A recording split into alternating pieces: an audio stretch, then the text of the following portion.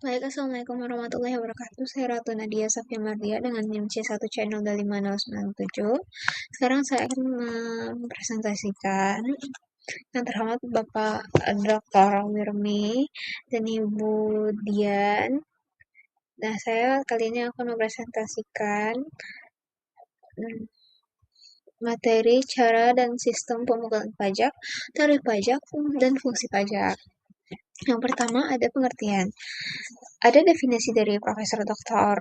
Rohmat Sumitro, pajak adalah iuran rakyat kepada kas negara yang dapat dipaksakan dengan tujuan untuk menutup biaya produksi barang dan jasa kolektif. Nah, lalu dengan memakai asas keadilan berdasarkan teori The Four Maxims Adam Smith, yaitu keadilan, kepastian, kenyamanan, dan efisiensi. Inti dari latar belakang ini adalah negara tuh membutuhkan sumber pendapatan yang stabil. Nah, kalau nggak ada pajak nih, negara tuh nggak bakal mampu menyediakan fasilitas publik seperti jalanan, jembatan, dan layanan kesehatan. Lalu ada sistem pemungutan pajak, ada official assessment system, yaitu besarnya pajak itu ditentukan sepenuhnya oleh petugas pajak. Lalu yang kedua ada self assessment system, yaitu wajib pajak tuh diberi kepercayaan nih, kita diberi kepercayaan untuk menghitung. Habis itu kita juga membayar dan melaporkan pajaknya itu sendiri. Lalu ada withholding system, yaitu pajak dipotong atau dipungut oleh pihak ketiga. Misalnya perusahaan itu memotong gaji karyawan. Jadi sebelum dikasih itu sebelum gaji kita dikasih itu sudah dipotong duluan sama perusahaan. Jadi kita tuh ngerasa nggak terbebani gitu. Nah, di Indonesia sendiri tuh kita menggunakan self assessment system. Nah, itu tuh untuk melatih kemandirian dan kejujuran warga negara ya. Sementara pajak penghasilan karyawan biasanya dipotong langsung oleh kantor menggunakan withholding system. Ada jenis-jenis tarif pajak. Yang pertama ada tarif proporsional. Untuk presentasi tetap untuk setiap jumlah, contohnya sekarang tuh PPN 11% gitu. Habis itu ada tarif progresif, yaitu presentasi meningkat setiap kenaikan dasar pajak, contohnya PPh orang pribadi. Lalu ada tarif degresif, yaitu presentasi menurun saat nilai objek pajak meningkat. Lalu ada tarif tetap, nilai nominalnya itu tetap, tidak peduli berapa jumlah dasarnya, contohnya biaya materai. Nah, tarif progresif dianggap paling adil karena orang dengan penghasilan lebih tinggi memberikan kontribusi yang lebih besar secara presentasi dibandingkan mereka yang berpenghasilan rendah. Lalu ada fungsi utama pajak. Yang pertama ada fungsi anggaran atau budget fair. Ini tuh sebagai alat untuk menghimpun dana ke kas negara untuk membiayai pengeluaran rutin negara.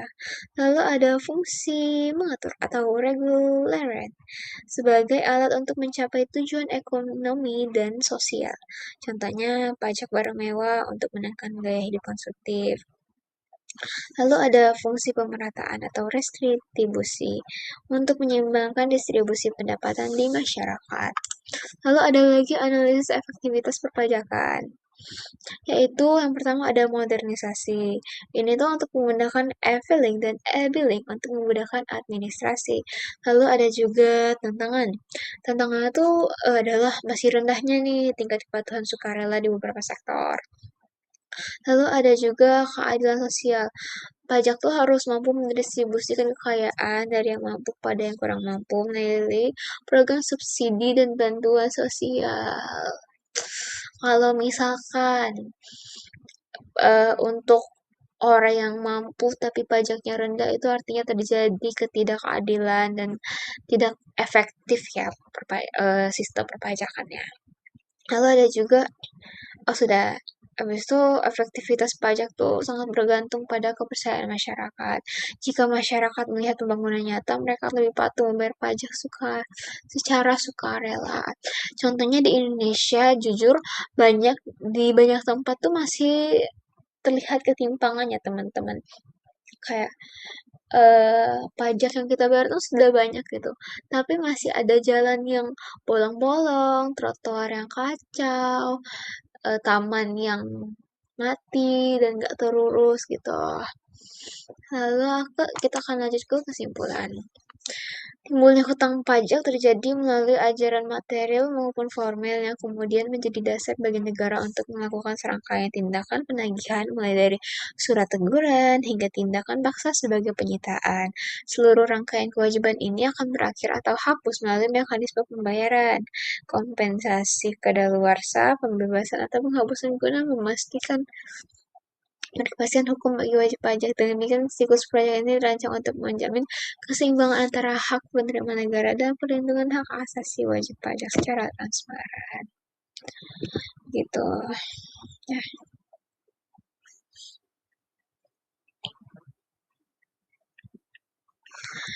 mungkin ada yang bisa dibahas lagi.